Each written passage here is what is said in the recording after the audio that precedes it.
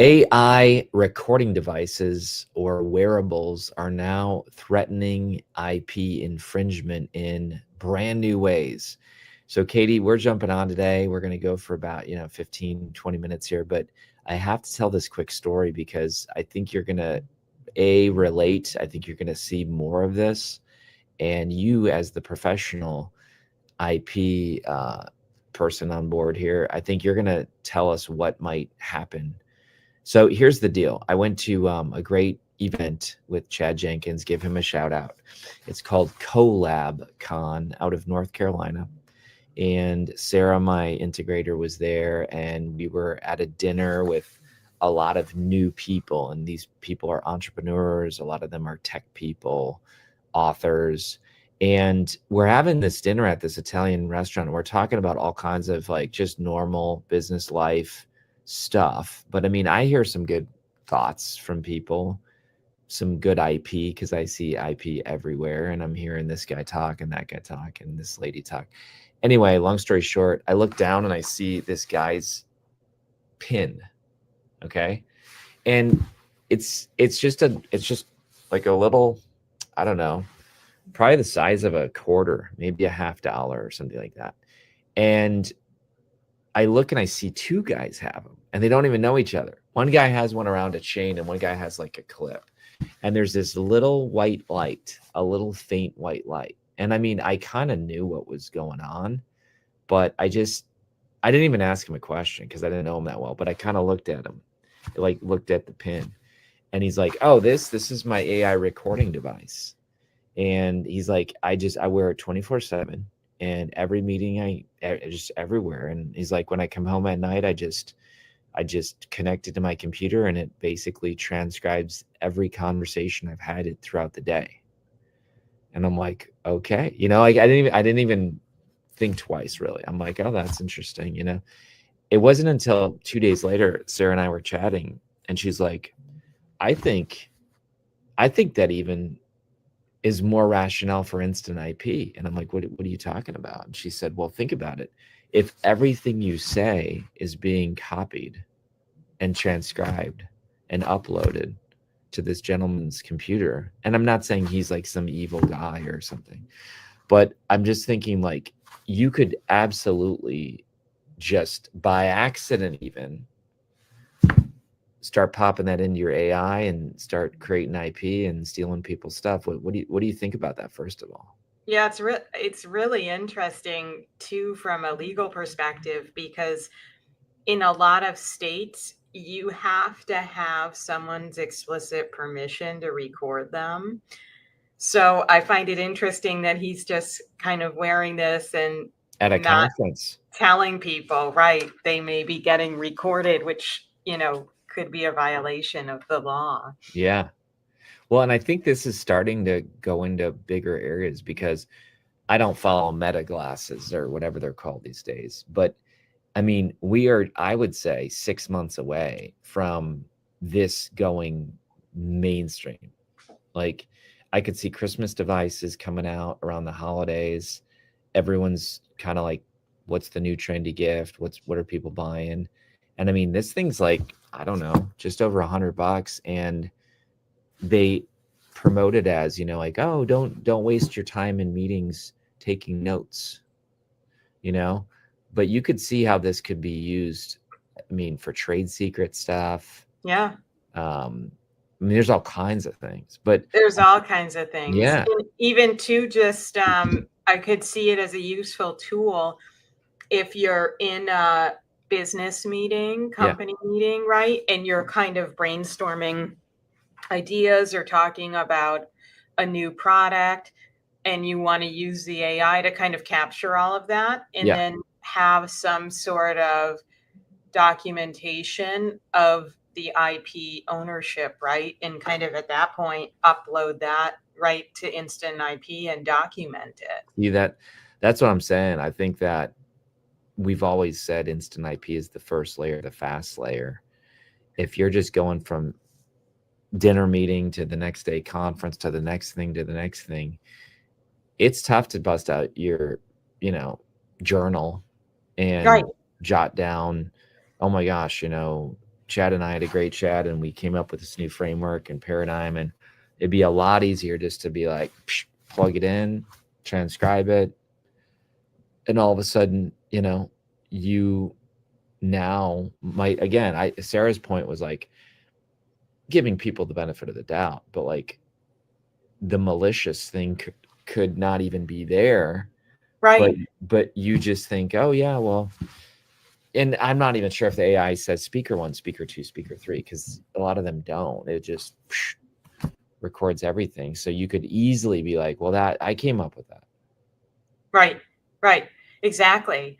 And I just think too, it's a lot of times these sort of tools are being used to save time and create greater efficiencies. I mean, I was even at a doctor's appointment last week, and the whole time the doctor had one of these recording everything we're talking about to save time. And she said, you know, I really love this because I can spend more FaceTime with you as a patient instead of like half the time they're sitting there, you know, with their back to you trying to dictate everything into the computer to transcribe it all. Yeah.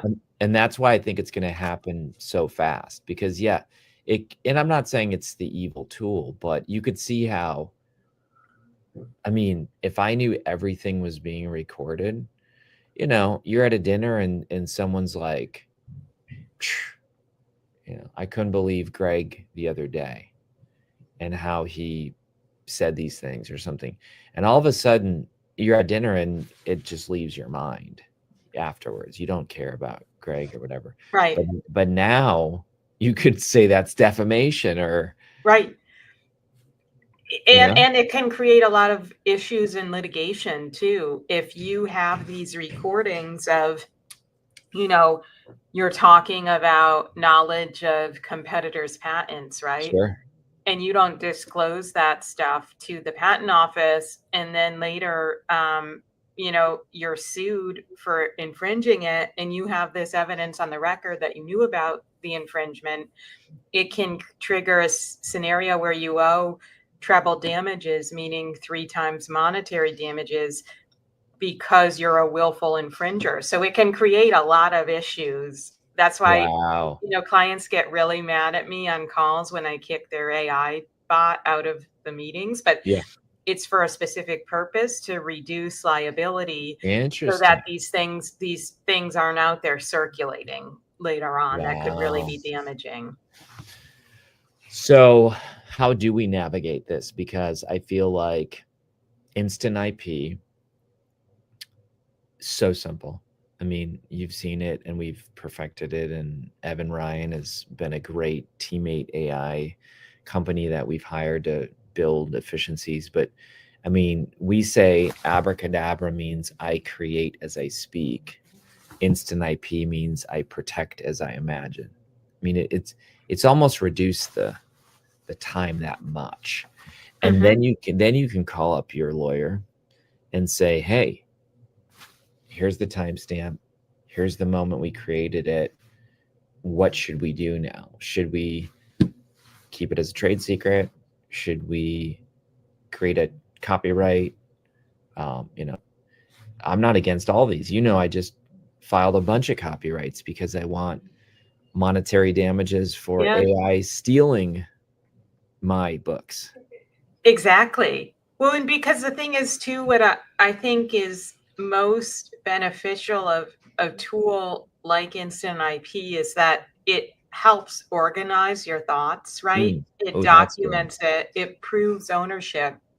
And then once it's documented, you can figure out what you want to do with it, right? Maybe you just kind of continue to have it as a trade secret because you're doing some R&D on it, or it's more like a back-end code thing that you don't want to put into a patent, but it kind of gives you that optionality to house it all in one place and then be very intentional and strategic about how you go start protecting things from there. I like that a lot. I like that a lot. So, and even the trade secret concept, but I like what you're saying. It organizes your thoughts. That's good. That's good. Because I think that's a big problem entrepreneurs and companies face.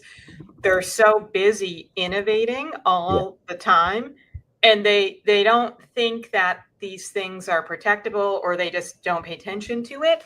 And so a lot of times they kind of miss the boat and miss an early filing date or an early protection because they're so busy creating. And so this is a great tool to kind of help shape up everybody's thinking around it.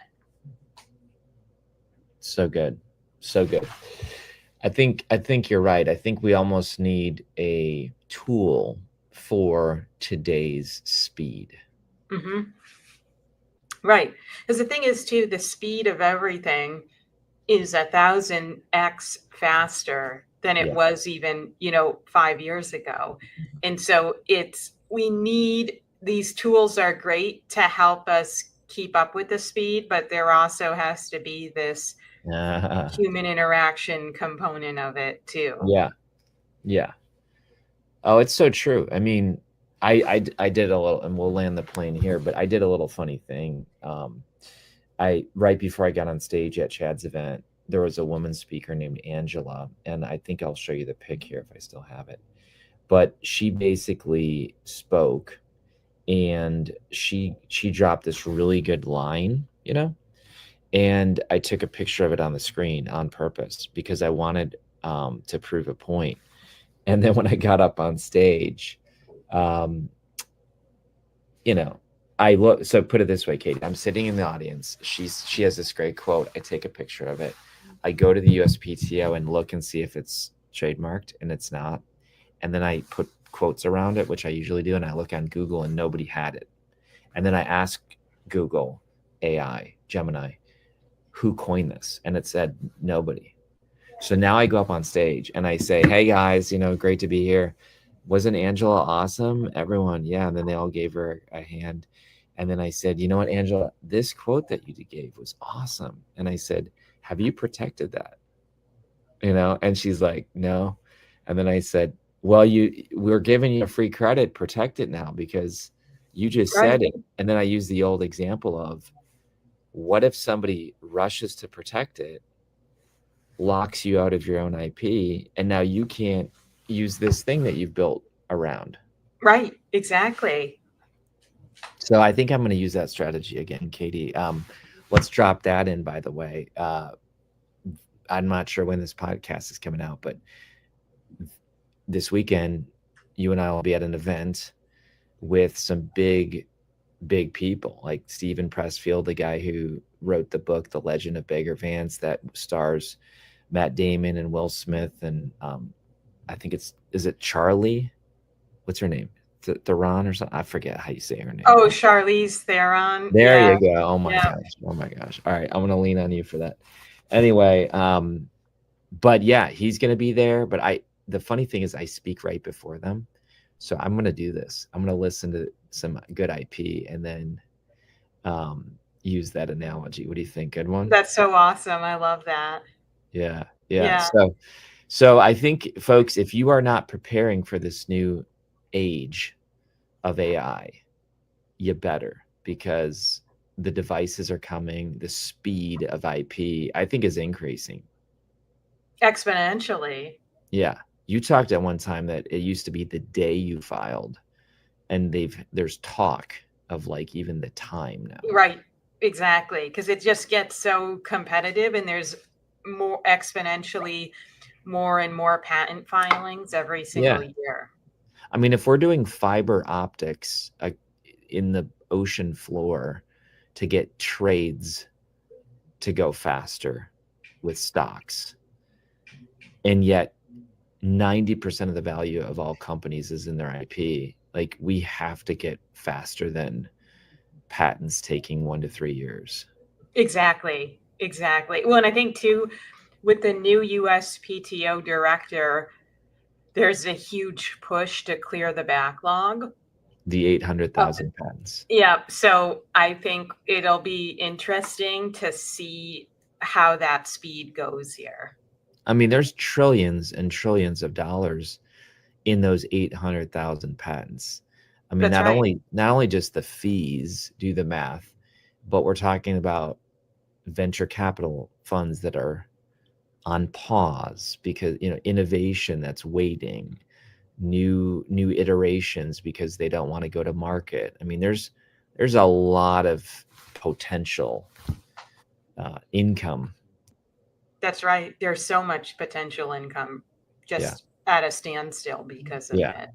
And income's just one thing. It's like the technology. I mean, what if there's technology right now that could save people's lives with safety issues, you know, fire devices, weaponry, even defense, you know, yeah. DoD applications, there's a lot of those. And even just, you know, there's a big push there used to be programs that patents centered on cancer treatment and cancer therapies could get fast-tracked review to help kind of bring those sorts of things to market quicker. Same with during COVID, there was incentivizations to get COVID innovations through quick.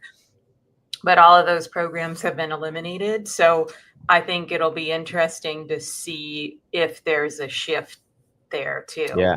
Yeah. Well, it'll be good to see you in Boston. And, you know, we're going to be at this cool event with book thinkers and Nick Hutchinson and some other people. But yeah, I think that we need the speed of IP to catch up with the speed of AI. So I'm sure we'll have more chats about new tech, Katie, as the weeks go on. That's right. All right, folks, try your first idea free at instantip.app. Also, I use Wigan and Dana. Did I use the right phrase first? Yes. Yep. Yes. You got it. Wigan and Dana first. I always flip them, but they are fantastic for all kinds of traditional IP, which I still use all the time. Have a great day, everybody. We'll see you.